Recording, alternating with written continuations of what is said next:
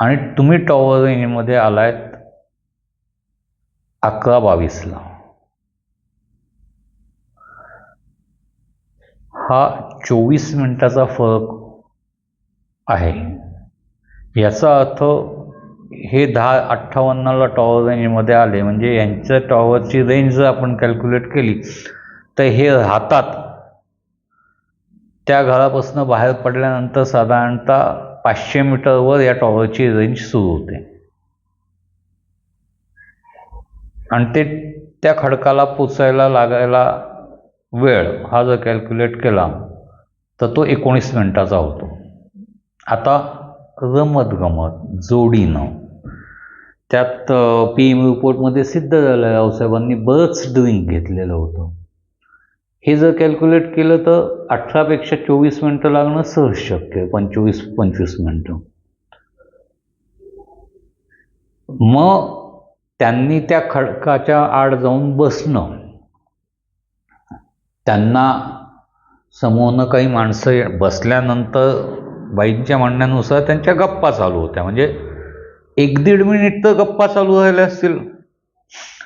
त्या 1.5 मिनिटाच्या गप्पांनंतर त्या समोरच्या भागातनं माणसं धावत येणं, त्या माणसांच्यापैकी एकाने रिव्हॉल्वर काढून त्यांना शूट करणं, मग ते बाईनं किंचाळणं, उठणं, तुमच्यापर्यंत पोचणं, तुमच्यापर्यंत पोचल्यानंतर तिनं बेशुद्ध पडणं, परत तिला उचलून तुम्ही गाडीत टाकणं आणि मग आम्हाला फोन लावणं. हा गॅप पिरियड जर कॅल्क्युलेट केला तर हा गॅप पिरियड साधारण 28 मिनिटाचा होतो. मग पटवर्धन म्हणले, मग तुम्हाला असं वाटत नाही का की तुम्ही तिथं पोचणं आणि बियर प्यायला सुरुवात करणं आणि त्यावेळेपर्यंत त्या खडकापर्यंत त्या बाई किंवा तिचा नवरा पोचलेलाच नव्हता. मग जर पोचलेला नसल तर ते त्यावेळेला ऑन वे असतील तर मग ते ऑन वे असताना खडकापर्यंत येऊन द्यायची त्या लोकांनी वाट का पाहिली, पहिली गोष्ट. दुसरी गोष्ट, तुम्ही म्हणताय की ते मागं बसलेले होते,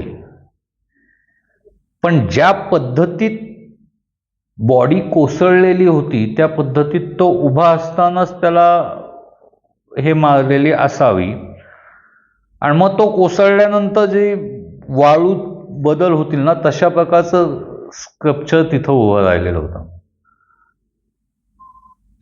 तिसरी गोष्ट, ते म्हणले बोला, छातीत गोळी जर त्यांना बसलेले असताना मारली असती तर छातीचा छेद उभ्यावरनं आडवा गेला, खाली गेला असता, वरनं खालपर्यंत छातीची गोळी गेली असती. ॲज अगेन्स्ट गोळी स्ट्रेट अवेच्या थोडी वर खालती आहे. पटवर्धन हसले, म्हणजे खोतकर चांगली तयारी केली आहे, पण या सगळ्या ह्याच्यात मी कुठं येतो?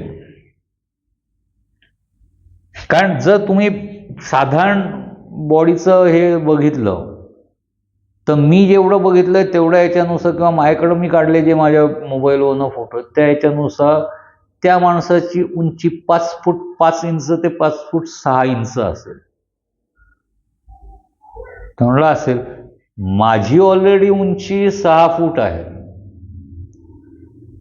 कुठलाही माणूस समोरच्या माणसाला गोळी घालताना स्ट्रेट हात करून असे रिव्हॉल्वर ताणून गोळी घालतो. जर 6 फुटावरनं मला 5.5 फुटाच्या उंचीच्या माणसाच्या छातीचा नेम धरायचा तर मला रिव्हॉल्वर थोडंसं तिरकं करावं लागेल आणि ती गोळी छातीत घुसताना वरनं खालच्या साईडला घुसेल. तुम्ही म्हणताय तसं अगदी बसल्याच्या पोझिशनला नाही,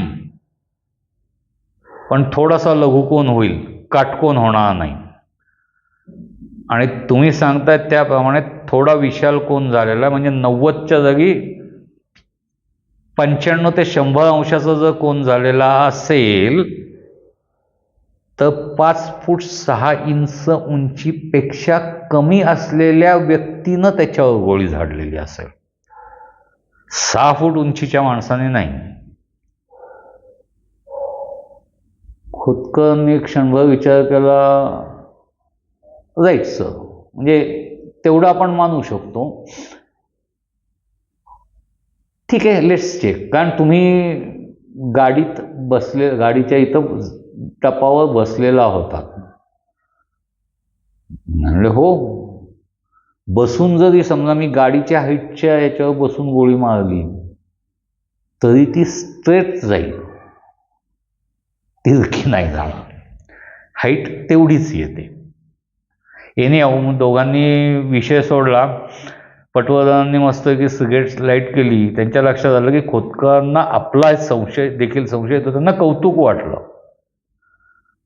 शिष्य चांगला तयार झाला. न्यायापुढे काहीही नसतं. त्यांनी जस्ट हे करताना डॉक्टर अश्विनचा रिपोर्ट चेक केला. त्यानंतर प्रेतावर झाडली गेलेली गोळी, त्याची अवस्था, प्रेताची हाईट, ते सगळं ते दोघं एकमेकांशी डिस्कस करत बसले. मीनवाईलमध्ये जीप्स आल्या.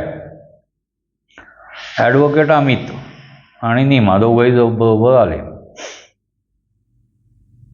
ते आल्यानंतर साहजिकच त्यांनी पहिले दोघांना एकत्र क्वेश्चनिंगला घेतलं. त्यावेळेला अमितने बाजू घेतली सगळ्यात पहिले की नाही सर, माझे दिवसातनं 4 ते 5 फोन मॅडमना होतात. त्याच्या मागचं कारण एवढंच आहे, कुठलाही डिसिजन घ्यायचं असेल, कुठलंही हे घ्यायचं असेल तर ते निमाचं जे कन्सल्टेशन घ्यायचे.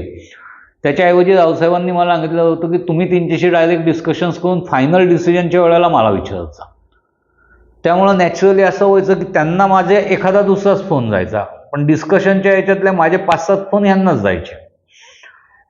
आणि टोटल एक पक्षकार आणि ॲडव्होकेट यांचं जे रिलेशन्स होतं ते माझं आणि मॅडमचं आहे. त्यामुळे त्याच्यात काही प्रश्न नाही. मॅडमनी उत्तर दिलं की खरं तर अजून माझ्या नवऱ्याच्या चितेची राखही शांत नाही झाली, तुम्ही मला असं एन्क्वायरी करता बोलवलं, क्वेश्चनिंग करता बोलवलं.